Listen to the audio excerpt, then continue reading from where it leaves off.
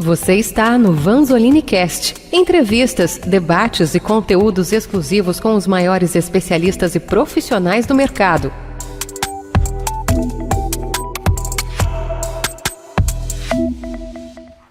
Olá, bem-vindos ao Vanzolini Cast.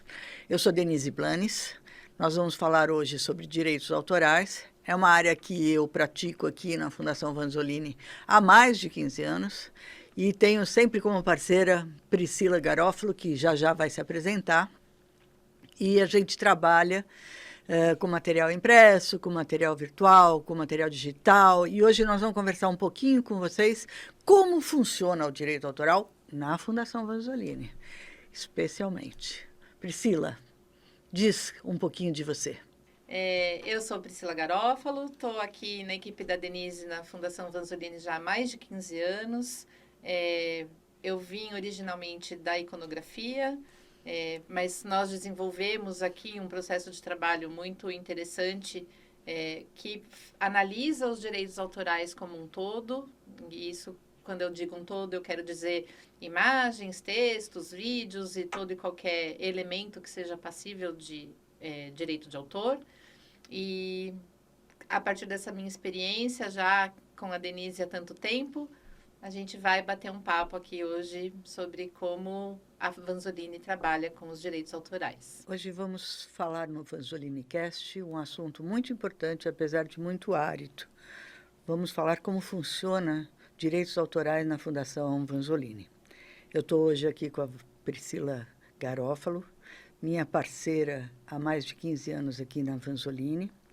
Eu sou Denise Blanes, trabalho a esse período na Vanzolini, 15 anos ou um pouco mais, e a gente cuida dos direitos autorais de terceiros e dos nossos colaboradores. Então, hoje nós vamos conversar um pouquinho sobre isso. É uma discussão bastante difícil, ela é muito ampla, mas a gente vai tentar colocar um pouco como a Vanzolini transformou numa prática o cuidado com os direitos autorais dos autores. Então, Priscila, conta um pouquinho sobre você, mais especialista do que eu. Bom, eu costumo dizer que especialista em termos, porque eu não sou advogado, eu acho importante colocar que a nossa abordagem dos direitos autorais, ela não é jurídica, né? Ela é, na prática, é como aplicar os direitos autorais na produção editorial, né? Nos conteúdos que a gente produz. Então, eu tenho uma formação dentro da produção editorial, já passei por diversas áreas, comecei com iconografia e desde que eu comecei a trabalhar com a D, a gente criou um processo muito único, né? De abordar os direitos autorais como um todo, né? Então, a gente tem no mercado editorial uma prática muito comum de setorizar o direito autoral, né? Então, você tem a equipe que cuida da iconografia, a equipe que cuida de direitos de autor, a equipe que licencia só textos. E aqui na Vanzolini, a gente faz um trabalho muito amplo, muito abrangente, né? Formamos profissionais nesse tempo todo que nós estamos trabalhando com isso. E hoje a nossa abordagem ela é bastante abrangente mesmo, né? Então, como a Denise disse, eu estou aqui com a Vanzolini já há mais de 15 anos. E durante esse tempo nós fomos aprimorando esse processo e hoje eu entendo que nós temos um bem azeitadinho, né? E sempre protegendo a Fundação e seus clientes de qualquer risco que possa vir a existir em relação aos direitos autorais. Eu acho importante que você coloca, porque acabamos criando uma metodologia de análise e de cuidado dos direitos de autor, né? Com essa preocupação que você colocou. Nós temos uma preocupação com o autor, porque nós temos que reconhecer que aquela obra, aquilo é dele, né? E que ele tem direitos em razão disso. A gente tem que proteger a fundação, porque se a gente não tomar cuidado com a forma de tratar os direitos, a fundação vai ter que responder legalmente, ter problemas de litígio. E a outra coisa são os nossos clientes, isso é muito importante, e os nossos colaboradores. Entenderem a importância do direito autoral, entenderem a importância do respeito e, ao mesmo tempo, terem os instrumentos, as ferramentas para usar a obra do outro de forma a respeitá-la. Então, eu acho que a gente criou nesses últimos anos e mais recentemente tivemos novas orientações, uma metodologia de trabalho que olha para o direito autoral como um todo. Mas, no final, o que é direito autoral, Pri? Conta um pouquinho, né? O direito autoral, nós temos a lei brasileira de direitos autorais, mas ele é um direito protegido no mundo todo. Os direitos autorais são um conjunto de direitos protegidos em relação à criação intelectual, né? Essa criação intelectual, ela abrange uma série de produções. Então, a gente está falando aqui de fotografia, de vídeo, de texto escrito, de música, de encenações teatrais, né? Se a gente for pensar numa peça de teatro como um exemplo, né? Você tem ali o direito do autor do texto da peça, né? Você tem o direito dos autores que estão no palco, o direito do diretor que está dirigindo aquele espetáculo. E aí todos esses direitos estão ali preservados e cobertos na Lei de Direitos Autorais, né? Aqui no Brasil, essa lei é de 1996. Eu gosto sempre de lembrar que ela é bastante desatualizada, né? Tá obsoleta, mas ainda é o que vale, né? Então, o nosso guia, né? A nossa preocupação em seguir a LDA, apesar dela estar tão desatualizada, né? É que ainda hoje é ela que é válida. Então, apesar de você ter uma série de discussões, você tem já no Congresso, e muitas vezes essas discussões partem do direito fonográfico, né? Porque a indústria da música é a que mais ganha dinheiro com esse direito, né? Essa proteção aos direitos autorais na música, ela é muito rentável, né? Então, na maioria das vezes, os movimentos em função de uma atualização da lei partem da indústria fonográfica, né? E nós, enquanto produtores de conteúdo, principalmente relacionados à educação, estamos ali lidando com uma série de produções que muitas vezes nem estão ligadas à música propriamente dita, mas, como eu disse, a lei protege, né, todas essas criações e que são objeto do nosso conteúdo também, né? Então, quando eu preciso reproduzir a obra de arte de um artista que ainda não está em domínio público, e aí para dizer o que é o domínio público, as obras entram em domínio público a partir dos 70 anos da data de morte do autor, né? Então, no ano seguinte, a data em que completa 70 anos da morte do autor, ele passa a ser de livre acesso. Então, eu posso editar, reproduzir, usufruir daquele conteúdo sem ter que me preocupar em obter uma autorização, em pagar um royalty, em pagar pelo uso daquele conteúdo, né? Por exemplo, esse ano que passou, Monteiro Lobato entrou em domínio público, não é isso? Exato. É claro que sempre tem uma discussão, que mês, que não é esse mês. Os herdeiros tentam dizer que não é bem assim, que não é bem assado, não é isso? Até para evitar essa questão do mês, da data, quando é, quando não é, vale o ano seguinte a completar os 70 anos, né? Então, se completou 70 anos em 24, é em 25 que passa a valer o domínio público, né? E o Monteiro Lobato, por exemplo, passou anos sem ser reeditado, né? Porque existia um litígio da própria família, os herdeiros não se entendiam, né? E aí essas obras não puderam ser reeditadas, porque todos os contratos que existiam com as editoras já não eram mais válidos, e eles não conseguiram renovar nenhum. Agora qualquer um pode publicar Monteiro Lobato, né? Então, publicar, traduzir. O que quer que seja. Quer que seja. Né? Então, acho importante dizer que aqui na Fundação, a gente sempre orienta os nossos produtores de conteúdo, os autores, né? Sempre que possível, utilizar recursos em domínio público, né? Porque Isso nos isenta de qualquer preocupação em relação à contestação de direitos, mas, obviamente, não dá para produzir todo um conteúdo educacional só com domínio público, né? Uhum, com certeza. E aí, hoje, com a internet, a gente tem um universo, eu diria que infinito, né? De conteúdos disponíveis para reproduzir. Uhum. Então, é um cuidado muito grande que a gente sempre tem que ter em identificar que, mesmo na questão do domínio público, e isso a gente vai entrar um pouco nessa questão quando falar da abordagem que a Vanzolini tem hoje em relação à análise dos direitos, o direito do autor, ele é inquestionável. Você pode não precisar pedir autorização, você pode não precisar pagar pelo uso daquele conteúdo, mas você tem que dizer, olha, é desse autor, né? Ele é o dono, a criação é dele, ele é o pai da coisa, né? Então, o que quer que seja, se eu vou reproduzir Monteiro Lobato, que agora está em domínio público, eu vou botar lá no fim do texto que aquele texto é de Monteiro Lobato, de tal obra, de tal ano, né? Porque é um direito dele, mesmo estando em domínio público, isso está lá na lei, né? Identificar, reconhecer. Mas eu acho que, além disso, que você está colocando no domínio público, é essa coisa de reconhecer que alguém produziu, né? Como nós produzimos, né? Aqui, nós estamos produzindo uma conversa para discutir com várias pessoas, para entender um assunto. Então, nós temos direitos em razão deste nosso conhecimento que a gente adquiriu. Não fizemos uma obra nova, mas temos um direito, principalmente de imagem, né?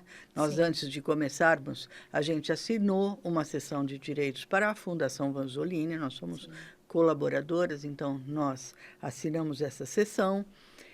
Mas, além disso, a gente tem o direito ao crédito. Ah, eu sou Gilberto Gil, a música, né, é Tempo Rei, é dele, né? Então, Gilberto Gil. Eu tenho que dar o crédito para ele, né? Reconhecer isso. Seja o Gilberto Gil, que é um cantor reconhecido, seja o Zezinho da esquina, se tiver escrito um poema, né, e que a gente reproduziu. Então, isso independe da importância do reconhecimento, do quanto ele é famoso ou não. Né? Se ele é autor daquele conteúdo, ele tem que ser creditado, como você falou. E muitas vezes nossa orientação para as secretarias que trabalham com a gente é, se o aluno fez um poema, o nome dele tem que estar no poema. Não foi a professora, não foi o irmãozinho, não foi a tiazinha, foi o aluno. O aluno. E ele tem lá o nome dele no poema que ele escreveu, se ele fez um desenho que ele fez e assim por diante. É difícil entender, mas o reconhecimento é muito importante. E o crédito, né? O que é o crédito? O crédito é, no mínimo, o nome do autor. Exato. Né? No mínimo, o nome do autor. Aquilo que, de fato, identifica que ele é o autor da obra, né? Então, realmente, isso é um direito garantido pela lei e é um cuidado que a gente tem que ter para evitar qualquer tipo de problema. Né? Agora, nós mudamos um pouco, né, Priscila? Sim. A gente, quando eu começou... Diria que muito. Quando a gente começou, eu diria que a gente era a lei, ora a lei. Só ela que valia, né? Então, nós éramos extremamente rígidas, né? Tivemos uma orientação jurídica também bastante rígida, né? Então, quando a gente fez o São Paulo Faz Escola, por exemplo, que a gente apoiou a Secretaria da Educação, um enorme material didático para todo o estado de São Paulo, a gente, naquela época, pedia autorização, comprava direitos daqueles que queriam vender, fossem as imagens, fossem os textos, fossem as músicas. Sim. Algumas, inclusive, não pudemos comprar por causa do custo. Exato. Que eram tão exorbitantes que a secretaria falava para a gente, não, esse não dá, vamos ver com o autor, se é possível, né? O autor do material didático, aí, se é possível colocar outra música, porque é como a Priscila falou, a parte fonográfica é um mercado caríssimo, tanto para a reprodução como para o mercado deles, né? De exibição, de divulgação, tudo mais. Então, a música nos mostrou que não era brincadeira a gente comprar os direitos, né? Sim. E aí nós fomos nos organizando e era comprar os direitos, era autorizar os direitos, era pedir os direitos, aos documentos de cessão de Sim. direitos, de licença de direitos, há pequenas variações do que é uma coisa e outra. Exato. Não vamos entrar não nesse... vamos entrar nisso, que como disse a Priscila, ela não é advogada, eu também não. Então, a nossa preocupação é mesmo com o reconhecimento do direito do autor, da pessoa que faz o material didático conosco e do cuidado com a Fundação Vanzolini e seus clientes. Então, as minúcias ficam para os advogados. E este ano que passou, a gente teve uma orientação nova. Estudamos bastante, Sim. junto com os advogados, e chegamos numa nova fórmula. Conta um pouquinho para a gente como que é esse novo formato que a gente está aplicando agora. A gente teve esse parecer, né, que a Denise colocou, junto a um novo escritório de advocacia voltado ao direito autoral, né, que nos permitiu flexibilizar muitas das abordagens que nós temos nas análises. Então, antes desse parecer, a gente, como você disse, tinha uma posição bastante rigorosa e, graças a ela, nós nunca tivemos nenhum problema. A Vanzolini nunca teve, os clientes nunca tiveram, né? Nenhuma demanda, nenhum questionamento. Mas nós sempre fomos muito rigorosos, então, se não fosse algo que pudesse se enquadrar dentro da questão do pequeno trecho para texto, né, do domínio público, de uma imagem que tivesse uma licença Creative Commons que fosse adequada ao uso que a gente ia dar para ela, nós sempre exigimos a autorização do autor, né? Então, qualquer conteúdo que fosse, qualquer conteúdo de terceiro que fosse ser utilizado nas nossas produções, a gente tinha que solicitar autorização, né? E isso era um processo que demandava um esforço e um tempo bastante consideráveis. E um investimento bastante grande. E um investimento também, né? Quando existia verba, quando existia orçamento para isso, né? Nós pagávamos pelos direitos. Quando não existia, a gente tentava negociar autorizações gratuitas, né? O que nem sempre era possível. Mas a gente tinha essa preocupação e o nosso critério era esse. Não se publicava nada sem autorização, né? A partir desse novo parecer, o que o advogado chamou de guarda-chuva da educação nos permitiu flexibilizar essa abordagem e estar protegido de acordo com as características da fundação e do material que a gente produz, né? Então, a fundação é sem fins lucrativos, tem uma missão claramente educacional, né? Produz para clientes que também têm essa finalidade, né? Então, o que o advogado colocou para nós é que, a partir disso, nós temos o direito de reproduzir esse material, desde que respeitados os créditos, as fontes, as referências, né? Então, hoje, qual é a nossa principal preocupação? É que o conteúdo reproduzido, ele venha sempre da fonte original, né? Sempre com a correta atribuição do crédito, da autoria, da referência correta da obra. Então, quando nós recebemos um material para análise, a primeira coisa que a gente vai checar é se ele está corretamente, se os conteúdos de terceiro estão corretamente indicados, né? Então, e isso a gente tem um trabalho também de formação, né? De capacitação com os nossos produtores de conteúdo, os nossos conteudistas, né? Para que eles tenham esse cuidado, porque isso também impacta muito no nosso tempo de análise. Né? Se eu bato o olho ali naquele conteúdo, ele não está com aspas, mas ele está com uma linguagem completamente diferente do que vinha vindo ali, do que o autor vinha dizendo, né? Acende um alerta, né? Eu falo, opa, isso aqui está com uma cara estranha. E aí a gente vai pesquisar para saber se de fato aquilo era do nosso conteudista ou era um conteúdo de terceiro que, por um descuido qualquer, isso qualquer autor está sujeito, né? Ele esqueceu de colocar as aspas, ele esqueceu de indicar de alguma outra forma. Então, a nossa primeira preocupação é sempre reconhecer o que é conteúdo de terceiro naquele material que está sendo produzido, né? E, a partir disso, checar se a obra indicada, de fato, é aquela, se está lá, padronizar. Nós temos ali um manual de padronização, né, que também foi se aprimorando ao longo do tempo. Ele é baseado na ABNT, mas ele não é a ABNT, porque a ABNT é acadêmica e tem uma série de exigências ali nos créditos e referências, que muitas vezes a gente brinca que são 2 linhas de texto e 10 de referência, né? Então, até pelas características do material que a gente produz, nós fomos aprimorando esses formatos, né? E hoje a gente tem ali um manual e a gente aplica esses formatos e padroniza todas as fontes, referências e créditos. Isso quer dizer que o advogado nos orientou que o mínimo a ser colocado para que a gente respeite o direito do autor e a gente minimize a possibilidade de qualquer litígio é você dar o crédito, a referência e a fonte de cada um das obras de terceiros. Exato. Né? Antes a gente pedia autorização, agora a gente acredita. Isso. Né? Mas aí, de novo, você falou que isso tem a ver com o tal do guarda-chuva da educação.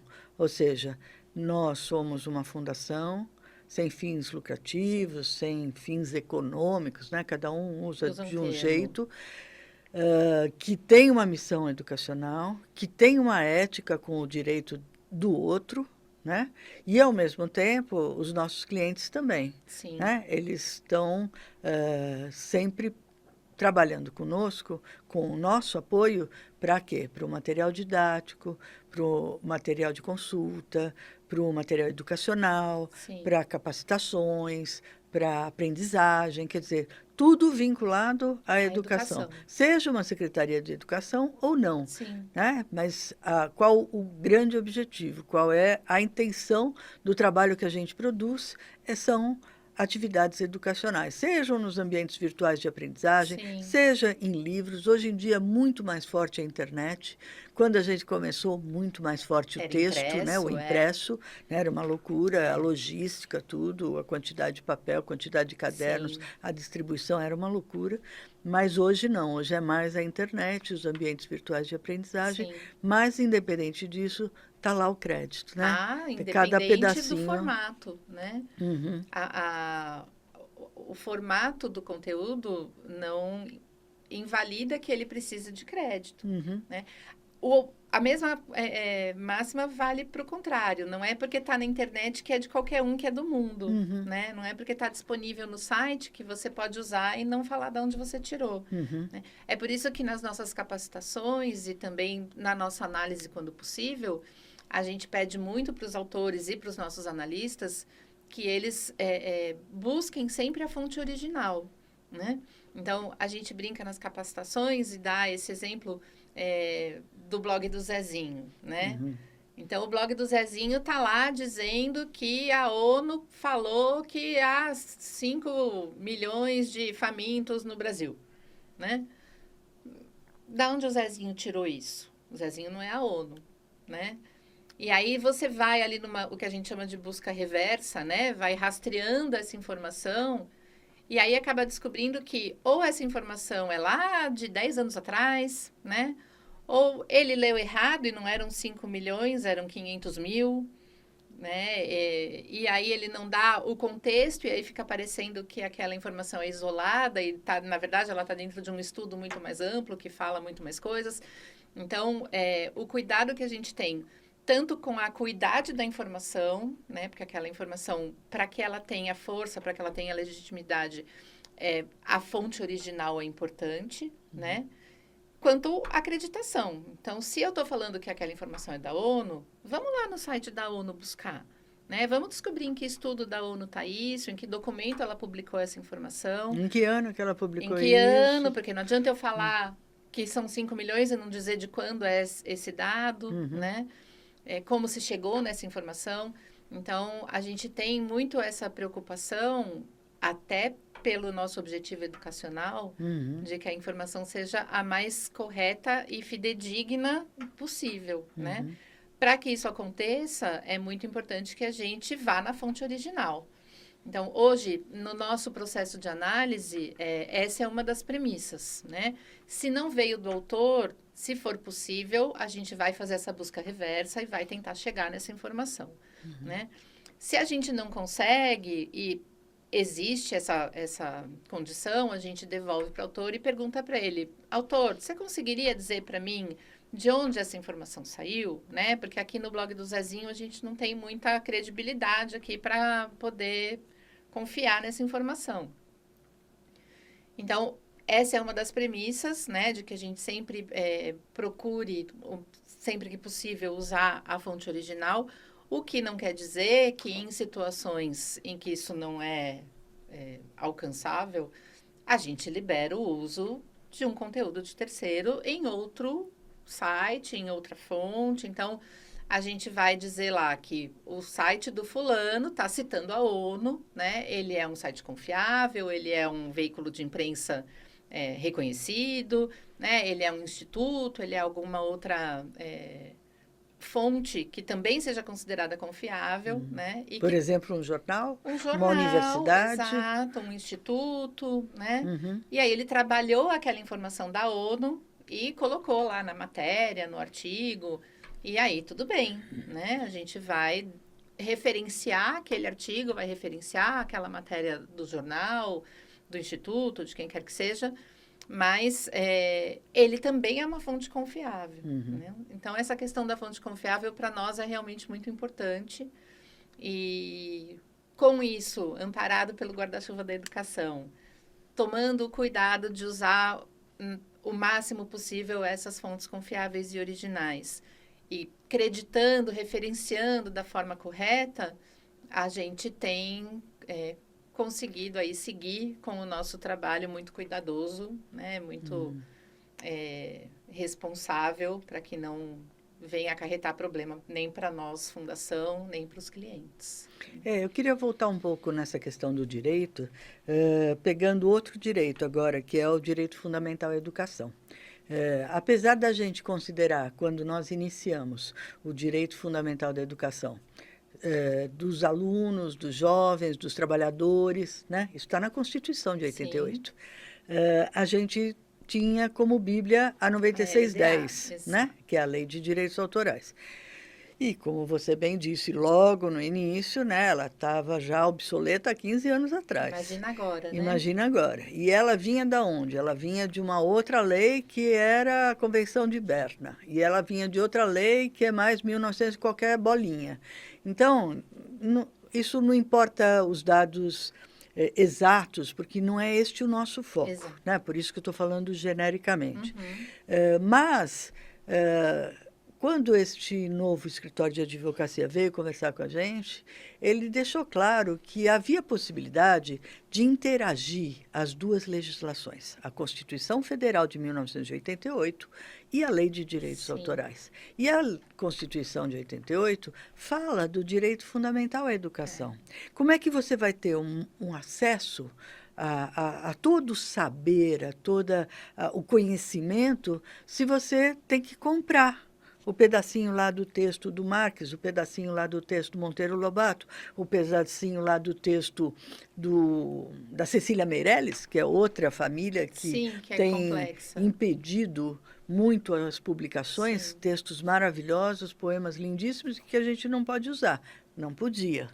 Hoje, com esse guarda-chuva da educação, com essa possibilidade de interagir a Lei de Direitos Autorais com a Constituição Federal, a gente tem conseguido, como é que se fala? Acessar, disponibilizar, né?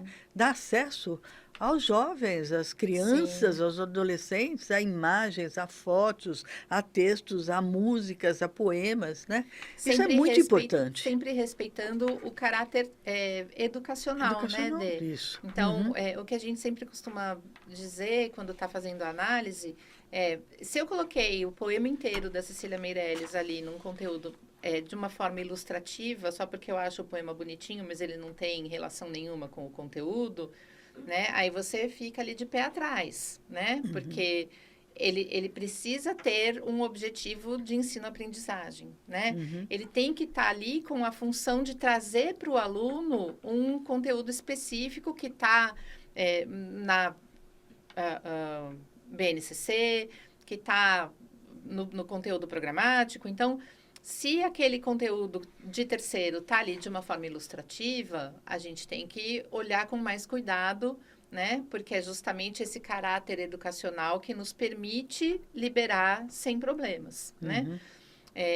Agora, se ele o poema da Cecília Meirelles está lá, porque ele está fazendo uma análise de estilo, né? Uma análise literária, e ele vai trazer ali questões gramaticais, ele vai, de acordo com o parecer que nós temos, né? E dessa abordagem que o advogado teve, interligando a LDA com a Constituição, nós estamos tranquilos, né? Eu dizendo ali que aquele poema da Cecília Meirelles, de que obra ele foi reproduzido, dando todas as informações corretas, eu não tenho por que me preocupar de que aquilo vá dar margem a algum questionamento, né? Ou se vier a ter algum questionamento... Nós estamos amparados. Em tese, a gente está amparado. Sim. E ele nos mostrou várias, né, situações jurídicas Sim. que já foram tratadas no né? Brasil, que Sim. levaram a várias jurisprudências, ou seja, que dizem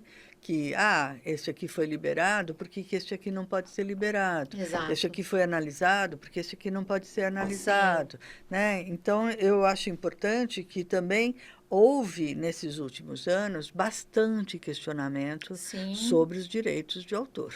E é justamente por isso que hoje a LDA, apesar dela continuar sendo a lei mestra ali que rege, né, essa questão, os advogados e mesmo os juízes, eles têm se baseado nas jurisprudências, né? Porque a lei, ela está lá e ela não fala nada da internet, ela não fala nada sobre o uso digital, né? Ela tem uma deficiência em lidar com as novas plataformas, com as novas tecnologias. E aí, como é que você se baseia numa lei lá de 96 que tratava de obra impressa, pura e simplesmente, com a quantidade de conteúdo que você tem hoje disponível na internet, né? Com a rapidez que esse conteúdo se dissemina, né? E a lei não fala nada. Então, as fotografias digitais, as produções de vídeo, todo esse mundo de conteúdos que você tem hoje na internet e de forma virtual e de forma digital. E aí a gente vai ter que falar um pouquinho sobre inteligência artificial, que ainda é um terreno pantanoso, né? Mas tudo está indo muito rápido. Muito rápido, só que a lei está lá parada. Está lá parada. Né?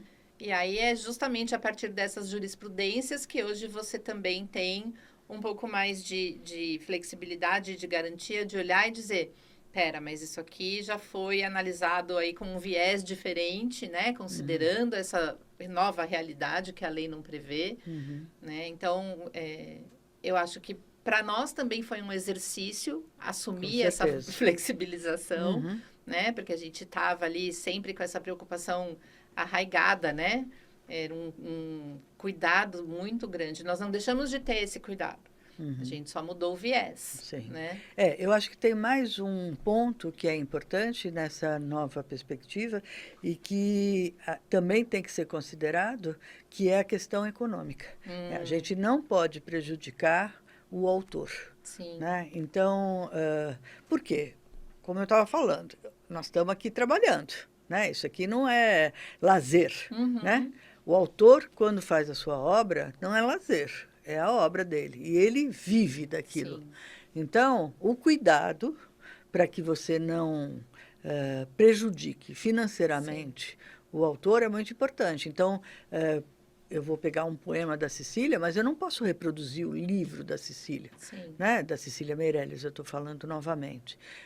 Eu vou escutar uma música do Gilberto Gil para fazer uma análise de contexto, tropicalismo, momento histórico, ditadura. Vamos discutir essas coisas? Eu não posso fazer isso se eu pegar o disco dele inteiro E e disponibilizar no no site para os alunos ouvirem tudo. Então, isso É a não é questão uma da exploração análise. econômica a que o autor tem direito, Tem né? direito, Então, e aí nós temos que compreender, claro, é a forma de sustento vida, é o dele. sustento dele, né? Então, esse é outro cuidado que nós temos de, quando se fala em pequeno trecho, que está na lei, Sim. né? Ele não é uma referência, mas nós temos que pensar nele enquanto eu não posso reproduzir a obra inteira.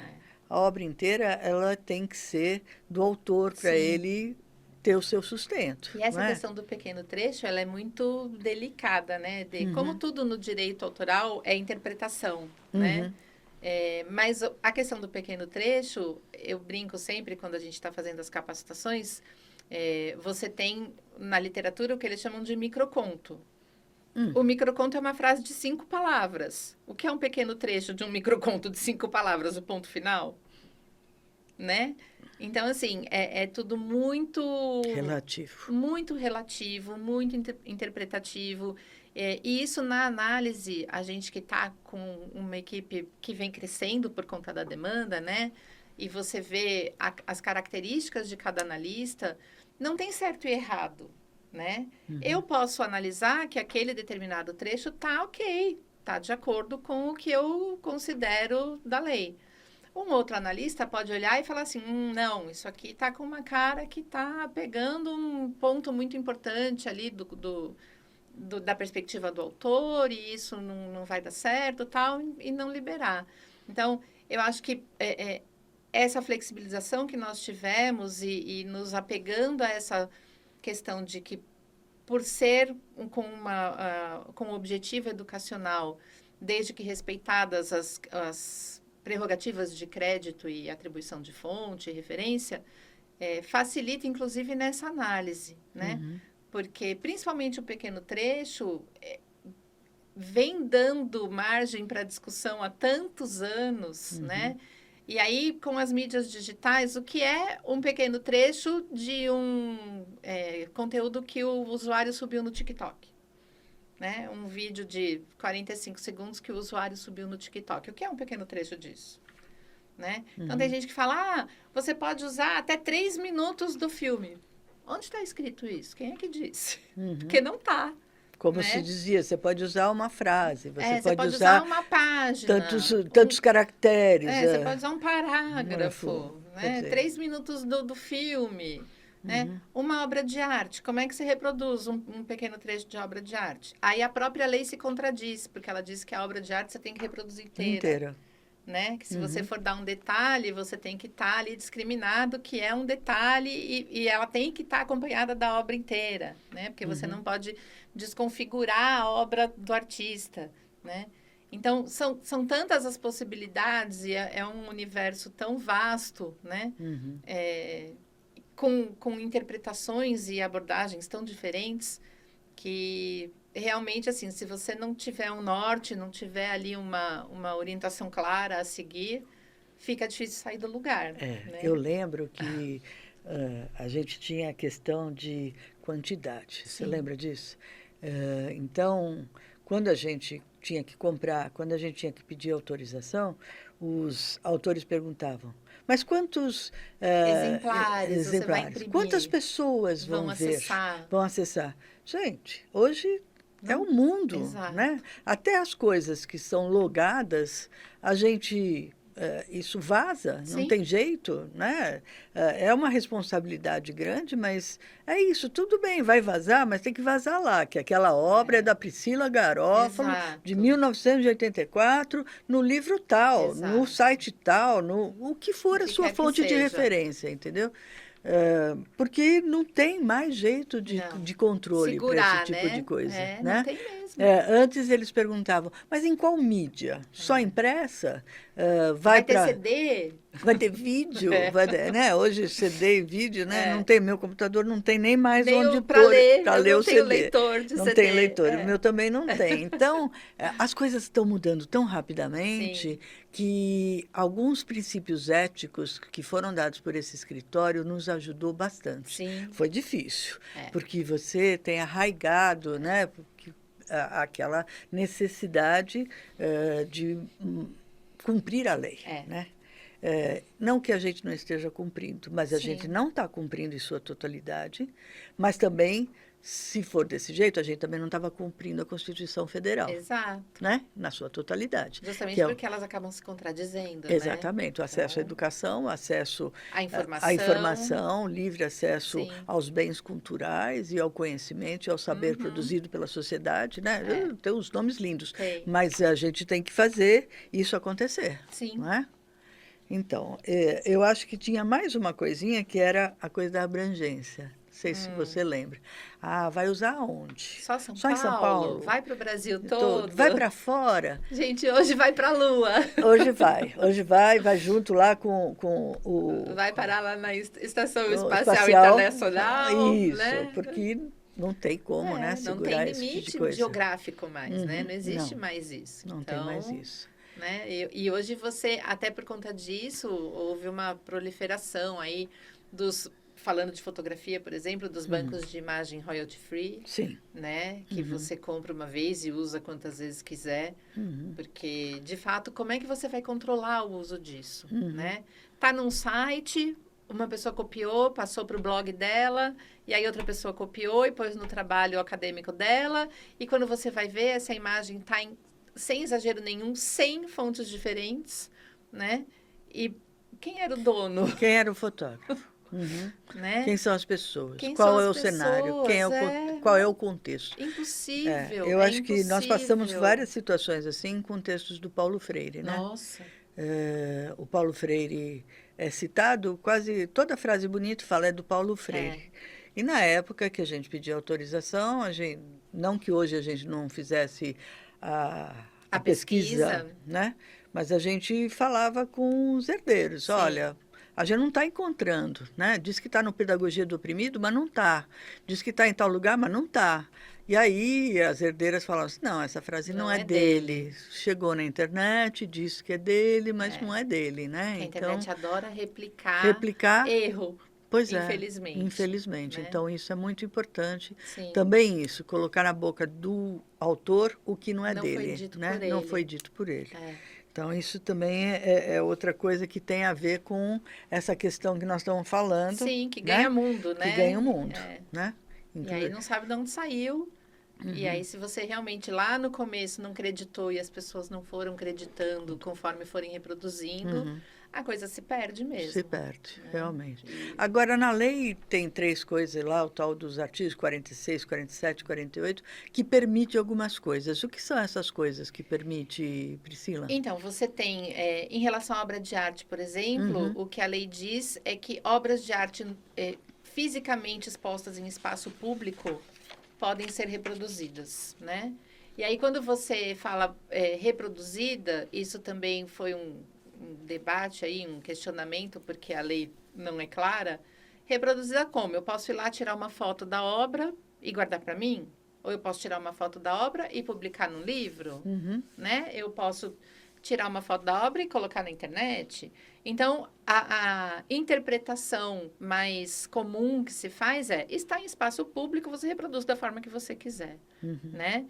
Você tem a questão do pequeno trecho, né, que permite que você reproduza, como a lei diz, pequenos trechos, e aí voltamos naquela discussão de o que é um pequeno trecho, mas que te permite reproduzir pequenos trechos, né, e o uso jornalístico, né, o uso com função de informação.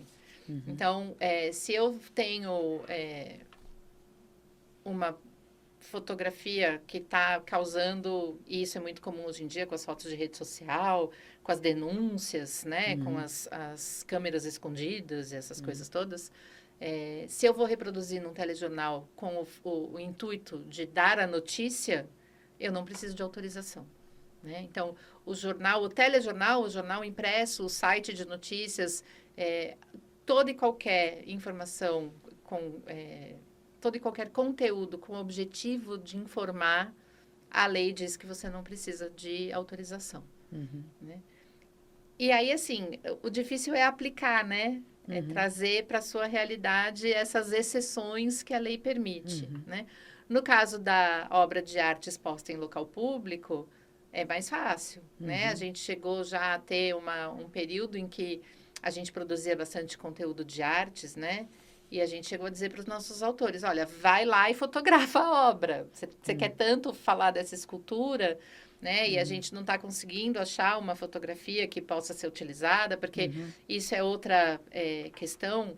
Numa foto de uma escultura na rua, você pode não precisar da autorização do escultor, mas você tem que ter do fotógrafo que tirou a foto. Porque a escultura está na rua e eu posso tirar uma foto dela. Mas a fotografia do João da Silva é do João da Silva. E aí eu tenho que pedir autorização dele, ou então tem que acreditar. Exato. Aí hoje como nós a gente estamos tem fazendo, toda essa abordagem, né? Mas são muitos direitos envolvidos, né? A gente tem...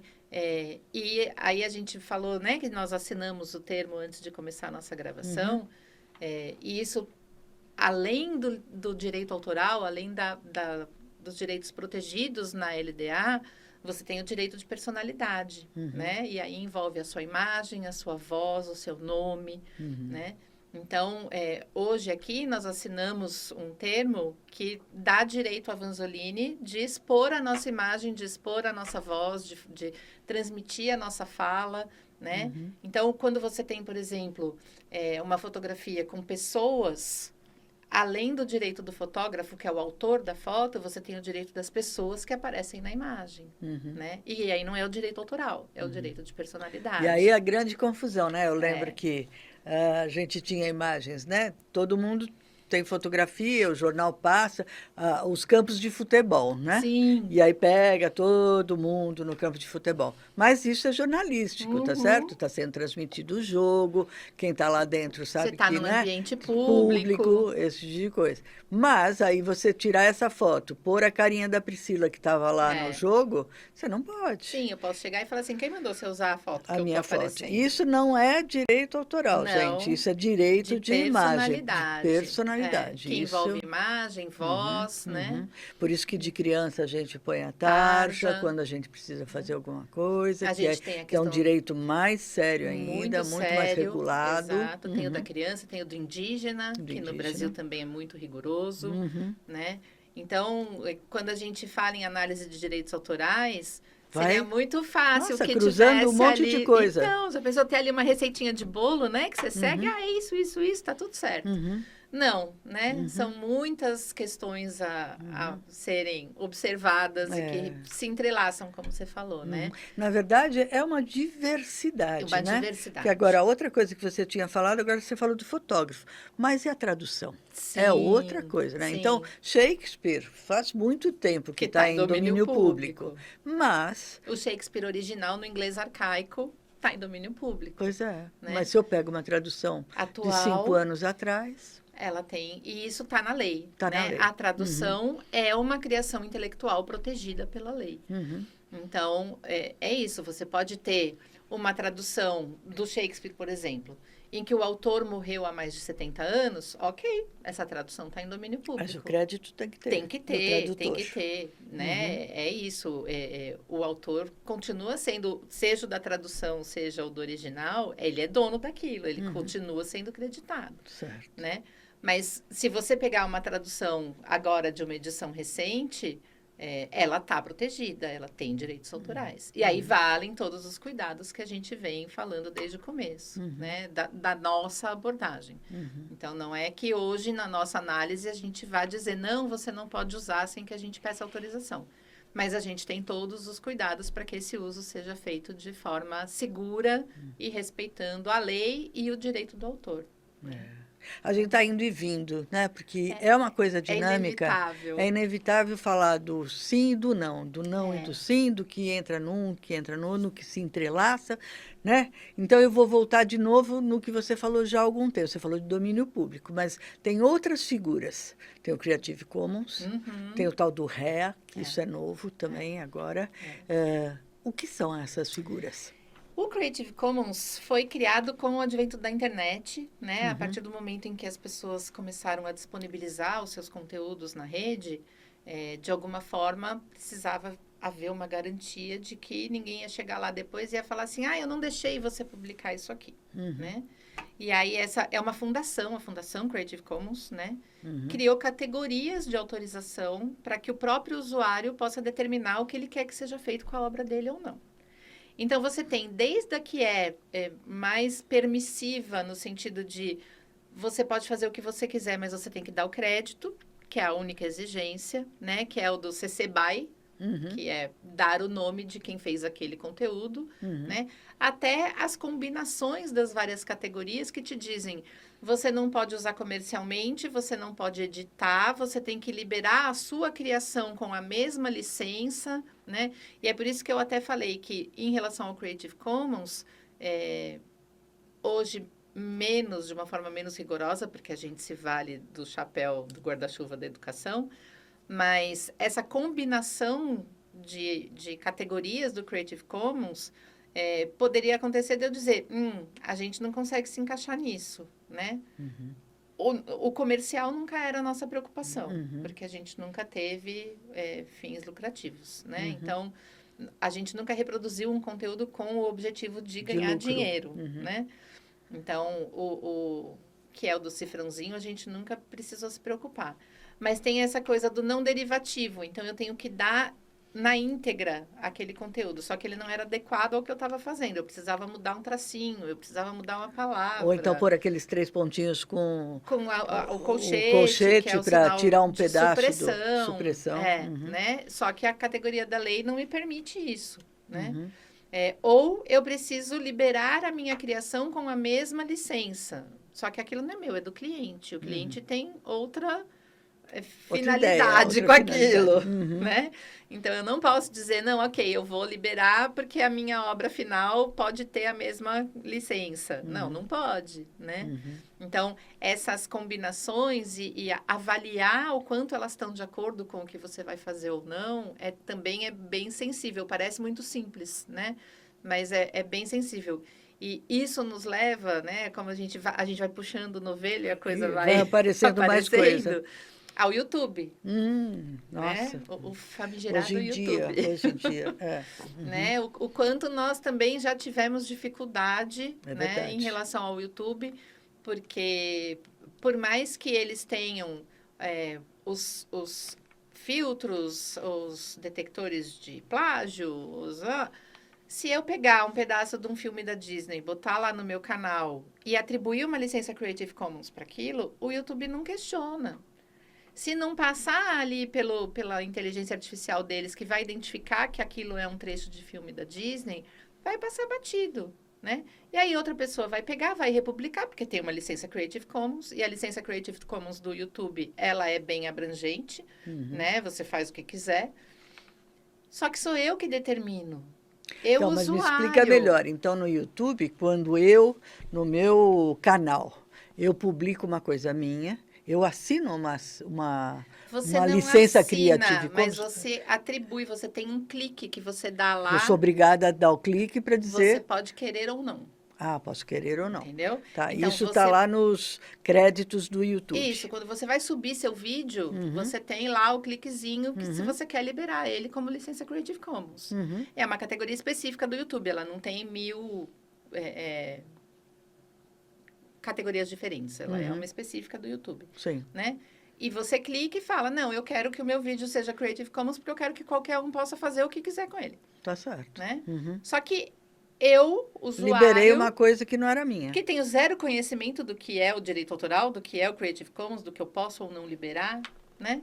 Eu, por minha livre e espontânea ignorância, vou lá e clico no Creative Commons num conteúdo que não é meu.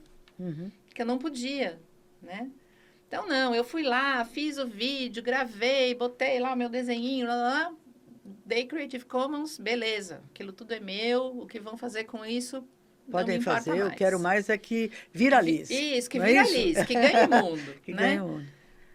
Mas o usuário, 90% das vezes, não tem essa percepção, né? De que se eu botei lá o poema da Cecília Meirelles, né? O trecho do filme da Disney, o trecho de um clipe, a música do fulano, se o YouTube no filtro dele não pegar, isso vai ganhar mundo, viralizar, continuar ganhando licenças Creative Commons por aí afora, né? Até que haja uma denúncia. Até que alguém denuncie. Isso. E aí, Né? aí cai em o Efeito dominó. O efeito dominó cai. Tá É, certo. nós tivemos uma situação bastante constrangedora com um vídeo que a gente liberou, ainda na nossa fase mais rigorosa. Nós liberamos o uso de um vídeo do YouTube, de um canal educativo em inglês, né? E na análise, nós vimos que tinha licença Creative Commons. Liberamos com base na licença Creative Commons, ok. Um tempo depois, vem uma demanda do canal no YouTube falando, vocês reproduziram e não podia. Eu, como assim? Eles tiraram a licença. Porque é isso, né? É uma prerrogativa do usuário. Ele pode ou não pôr a licença. E como Então, nós da mesma fizemos? forma, a gente tinha o registro, né? Bonitinho ali, Muito bom. né? O print de que naquela data, quando nós liberamos, aquele vídeo era licenciado por Creative Commons. Isso faz parte da nossa Latinoamérica. metodologia. Exato. Que esse é um cuidado muito importante para todo mundo que mexe com direito autoral. E principalmente com as mídias, né? O mundo da internet. O mundo da né? internet, do virtual, É. de você printar aquele dia que você pegou aquele texto, onde ele estava, o Data, hora, a hora e o que link. o link e que ele estava lá como Sim. Creative Commons, como domínio público, o que que quer que seja. quer que seja declarado. O que é que tinha naquele site, naquele momento, que a gente Naquele tem uma momento. história anterior que é mais cabeluda Mais que cabeluda essa. que essa. Mas a gente pode até contar, mas é importantíssimo, né? Sim. Isso quase deu demissão, Sim. né? A questão do inglês, né? Conta aí um pouquinho pra gente. Essa é curiosa. Ainda lá no São Paulo Faz Escola, no material impresso, né? O autor indicou um link de um site que era educativo de inglês, né? Eram aulas para o público infantil, inclusive, né? Uma faixa etária aí de pré-adolescentes, né? Ok, a gente validou, fez o print da página, né? Que é o que a gente chama. O print da página nada mais é do que gerar um PDF do site naquele dia, que vem lá com a barrinha do endereço, mostrando a data, mostrando a hora, tudo bonitinho, que conteúdo ele tinha naquele momento. Ok. Fizemos o registro, como é nosso modus operandi, né? Um tempo depois, começou uma avalanche de reclamações de pais de alunos, dizendo que a secretaria colocou no material didático um site pornográfico. Um link com site pornográfico. Um link de um site pornográfico, né? E, nossa, isso virou um salseiro, né? O secretário caiu matando, veio... Aí a pesquisa reversa estava para nós, Para né? nós, Quem exato, fez né? isso? Onde é que vai chegar, né? Chegou na gente. E, de fato, o domínio do site tinha sido vendido, né? E ele tinha se transformado num site pornô. Era um jornal, vamos dizer assim, né? Onde os apresentadores apresentavam nus, tiravam a roupa, contavam notícias... As mais variadas, mais mas variadas, tirando a com roupa. com esse tom, né? Mais... Picante. né? Então, você imagina, né? Um link desse num conteúdo de ensino fundamental. E você não ter esse cuidado. Não ter essa né? garantia, né? Ter cuidado para o cliente, né? Que porque aquilo era sério, que aquilo era certo, né? Então, por isso que a gente fala que a gente criou uma metodologia. A gente foi vendo quais são os problemas que vão sendo criados na medida que você vai utilizando as mídias, a internet, os impressos, né? Então, nos impressos tinham as edições, né? Então, na 7ª edição, o texto estava na página 10, na 8ª edição estava na página 11, 12, vai seguindo, por quê? Porque vai se colocando mais introduções, mais análises no início. O prefácio ficou maior. E vai mudando. Aí, a mesma coisa do impresso, a gente começou a ver acontecer na internet. Sim. E aí, fomos criando essa metodologia de trabalho, de cuidado, de registro, né? Importante, para que ficasse bastante claro que o que a gente estava usando, o grande objetivo era o acesso à informação, acesso educacional, o ensino e a aprendizagem, mas com todo cuidado. Sim. Né? Uma coisa que você falou no começo e que para nós está bastante nebuloso ainda, que é a questão do autor, o direito autoral e a inteligência artificial. Esse é um terreno pantanoso. Ainda é, né? Bastante. Tá. Principalmente aqui no Brasil. Tá bom. A gente tem, na União Europeia e nos Estados Unidos, as discussões estão mais avançadas. A União Europeia, inclusive, já definiu que a alimentação da IA, né, o treinamento da IA, se for feito com material protegido de direitos, isso tem que ser remunerado, inclusive. Né? Já existe ali uma determinação na nova convenção da União Europeia relacionada à inteligência artificial. Os Estados Unidos estão bastante avançados também nesse sentido, né, do direito do criador do conteúdo que vai ser usado para alimentar a IA e fazer o treinamento dela. No Brasil, a coisa está incipiente. Né? Existem conversas em grupos de trabalho paralelos, não é nada oficial, né?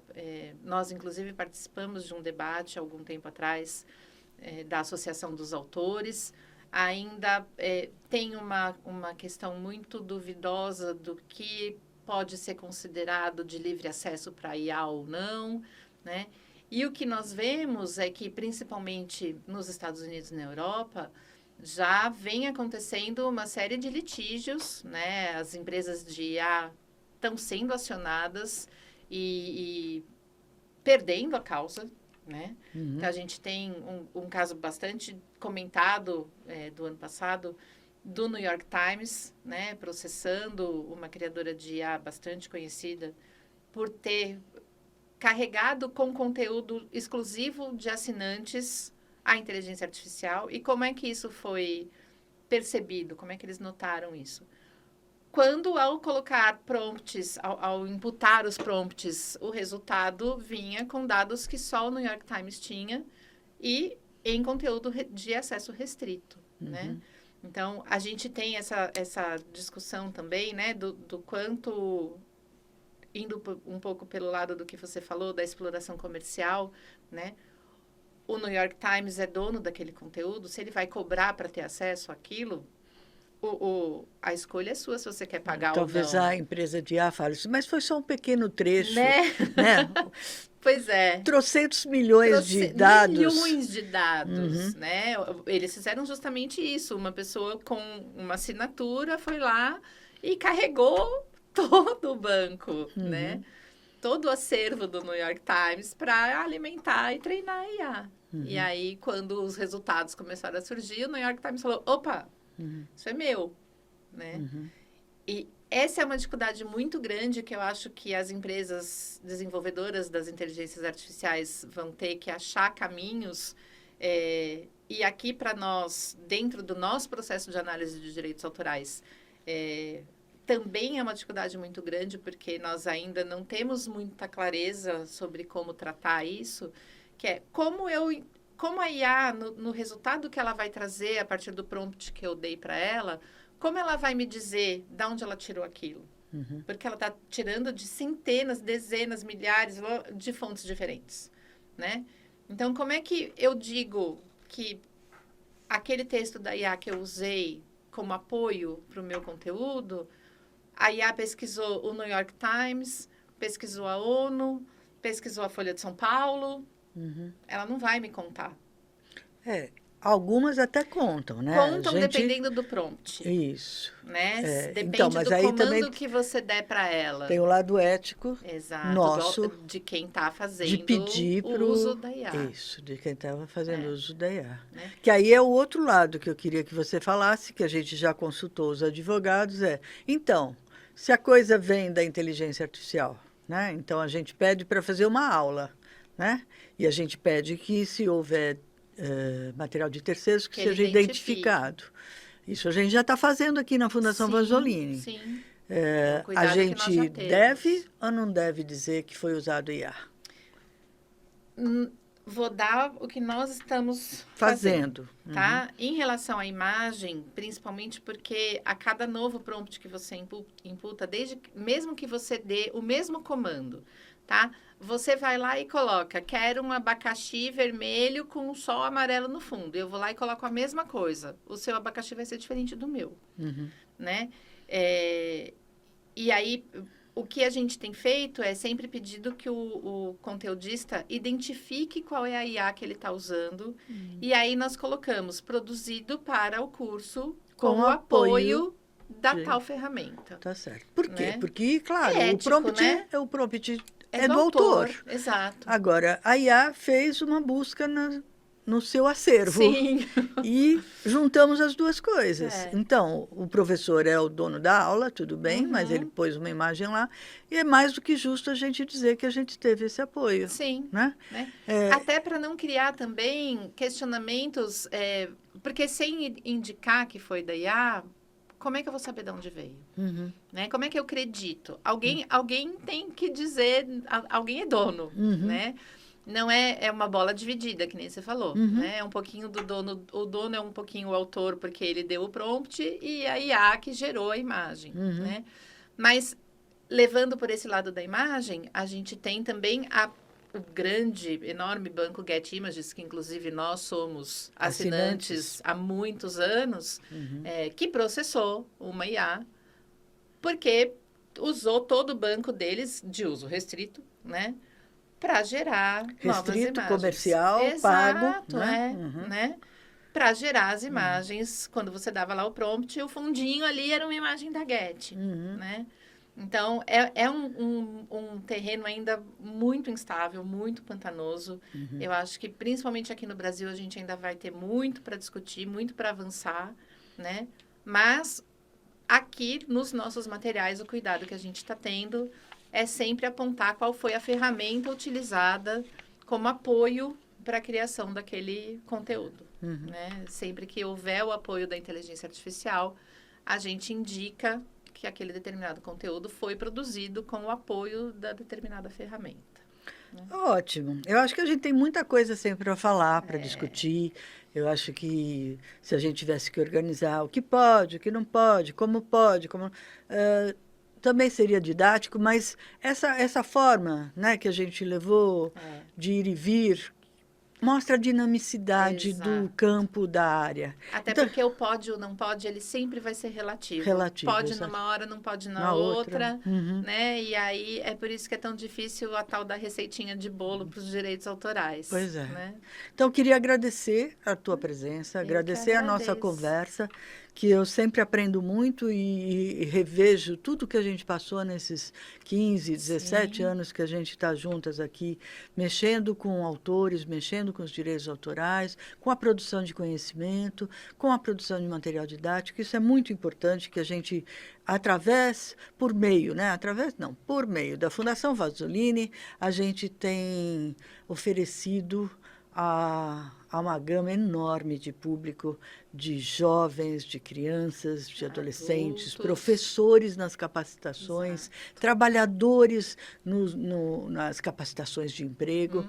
Então, nós temos uma gama de clientes muito interessante, com um público enorme, né? Enorme, e a gente sempre com esse cuidado, com o direito daquele que cria, né? Que faz a sua obra.